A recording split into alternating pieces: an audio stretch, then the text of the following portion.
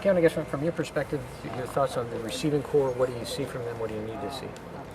A little more consistency. We have a chance to play enough guys. You need more than just starters. So it's timing, so that the quarterbacks trust they're going to be in spots on time, and a sense of urgency to beat man-to-man challenge coverage. So protection lasts, because if you take all day when you're getting challenged, the protection breaks down. So it's consistency. We've had, to me, whether it be competitive or casual drops, kind of trying to minimize that. I think if you drop, like the other day, we had one of the times we didn't score, we had a wide open pass for 7 on 1st and 10. We dropped. Second 3, you get the drive started, you get momentum. So typically it's about 80% of the time you punt. If there's a drop pass, it's really much different than a penalty or a negative play. It's like, hey, everything's worked. We got everybody blocked. The guy's open. Make the right choice, and you don't complete the play. So we got to keep working on taking care of the drops, playing a little more consistent. And as they play, just learn how to play physical. They're playing faster. They're out there in space and running around, and we're gaining on it. How do things change now that school starts for them? They make us go to class. Because college football is a heck of a deal. Then we're now got to be those student athletes. No, it's and we're really excited and intrigued by our morning work. We'll see how it goes, and quite honestly, there's some things calendar-wise that we have nothing to do with it.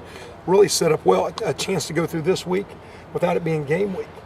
Just to get in the routine of when I got to be, where I got to be, and get my flow and my schedule, enough time to eat, not be rushed, enough time to be on class, get my academic commitment, my tutoring and mentoring and academic support time figured out, my treatment time and all that. So around here the 11 o'clock class, the 1 o'clock class hour is very, very, very big, and a lot of those go to 2:15, and it was hard for our kids to take those classes and really get over here till 3, and to me that got us going too late. Then study hall academics got too late.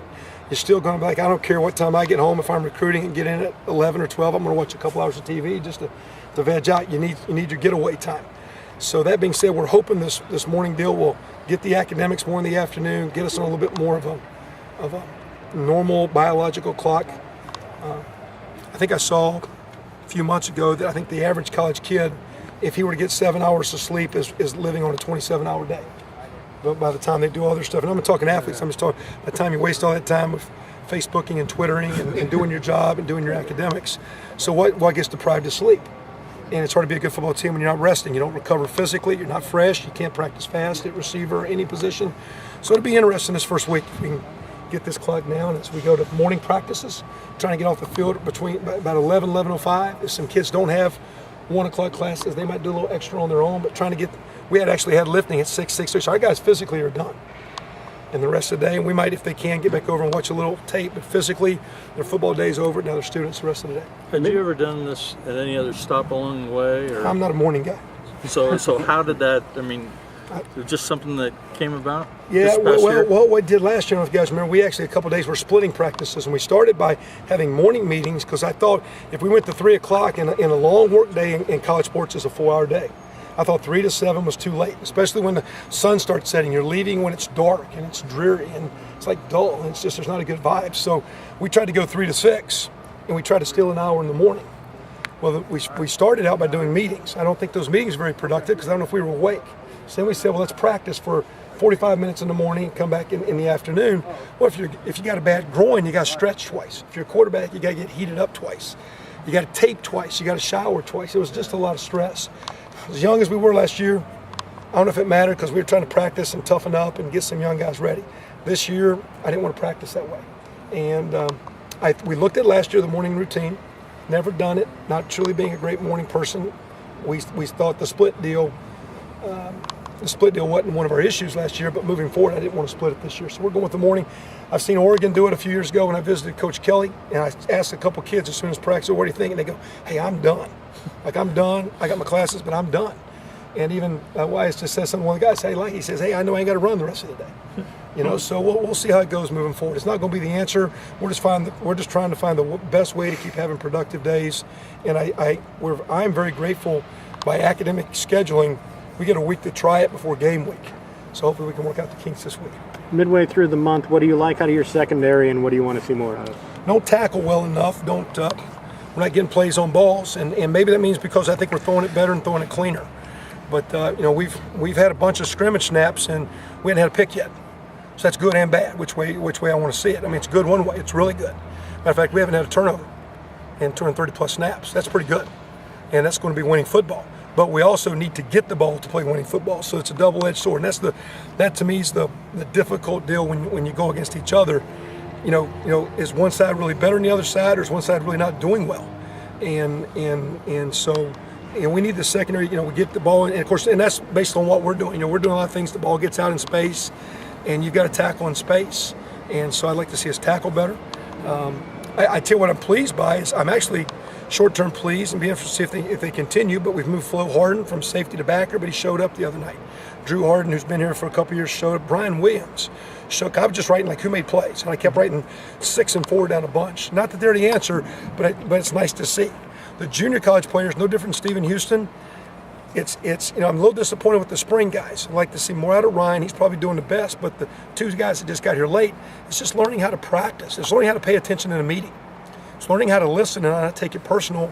But that's my performance, and I need to learn and grow and understand. So we got to make some strides. We got I don't know. Offensively, down the stretch last week looked pretty good. I like the defense to do. So maybe the offense is doing good. I was a little disappointed we didn't play better defensively. Maybe offense is doing good. We'll see. I don't know. It's always hard for me to answer that. Would you go so far as to say you're settled at quarterback now that Trey is kind of the guy? Well, yeah, again, and I don't know if anything's settled. We still got to keep performing. But the thing I do like, contrary to other guys here, he has been the first guy that's a pretty good player that has embraced the challenge in a competition, and he's competed. Isaiah Roundtree's been out a couple of days with the concussion he got 4 days ago. Stephen Houston might be 3rd or 4th because those other guys, D'Angelo was out there first the other night, and he was out there first all week, and Tevin Coleman was 2nd. That's good competition. But I don't think Stephen's embracing it like Trey. There's very good competition in quarterback, but Trey's fighting in a great way. And to be a program that needs to start playing at a better level, I keep talking about those senior D tackles. Give us more. Don't just be the first guy jogging on the field. Will Maddie is a senior that's giving us more, and that's great to see. And Trey is really decent. He's gotten a lot better in the passing game, but he's really embraced the competition. In building our program, it's one of the few times I've said that's what it looks like if you're a good player and you keep fighting.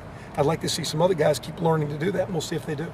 In terms of the competition, is this a week where really the guys that are currently running 1 or 2 get most of the reps? Yeah, we did about half good on good, and we did some situations, and we did a little scout team work first day to kind of teach them. But like for example, if you're a first-year walk-on, the preseason is the greatest deal ever because you get 4 meals a day and you do about 15 minutes individual and you run a over and back, couple gassers, and that's a day.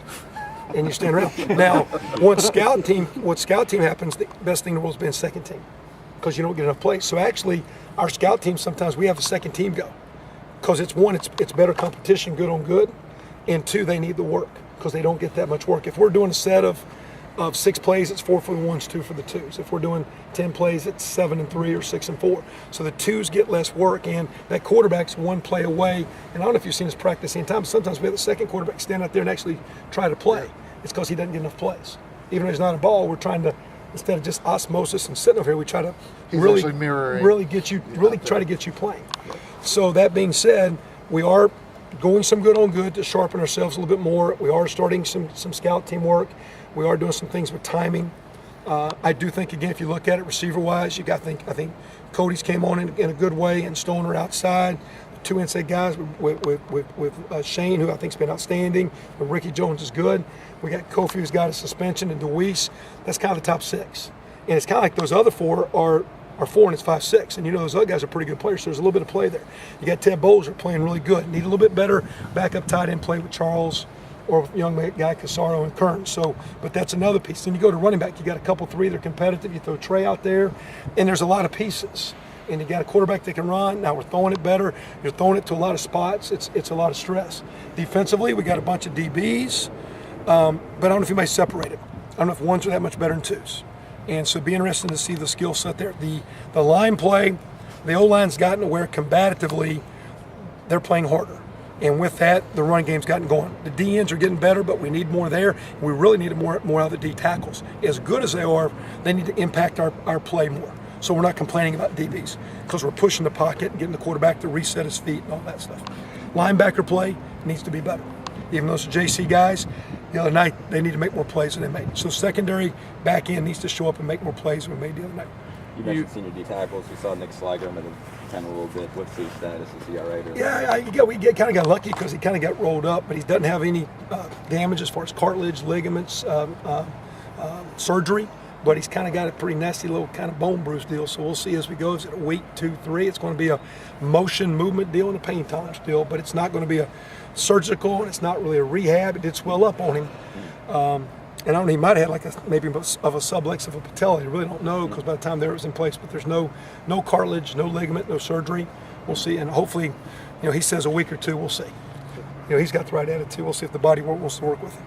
You mentioned Kofi and the suspension. Does that really change anything he does in the preseason camp, though? Or does he still get Well, right now we've been reps? working him in the rotation, and then maybe the week of the game he'll be probably a little more maybe on prep work with anyone suspended. If you're not, there's a point where if you're going to have a role, we got to keep you into it. If we put you on the shelf, it takes forever to get you back. So there's a balance, but that specific week we'll probably do a little polishing to keep him oiled up, but have him concentrate a little bit more with the scout. Is the plan to have Which will be standard anyway. all 3 of those guys will serve that for Indiana State? I don't know. Let Coach Miles know that. I mean, everybody knows him. He's neighbors to us. We tried to hire him here, and almost did. So, you guys know him, so I can't give Trent all the good words. He called me about a couple of transfers, and we talked about it. So we're good friends. We'll let him figure it out. They got a good team, so they don't need to know. But it's a one game. We'll pick it as you say that now. What happens if a bomb went off and and all of a sudden the position was weak? So you can, you just kind of see how things play out. You know what I'm saying? You don't know. What else? Good? That's it. Appreciate it. You guys straight? Thanks, sir.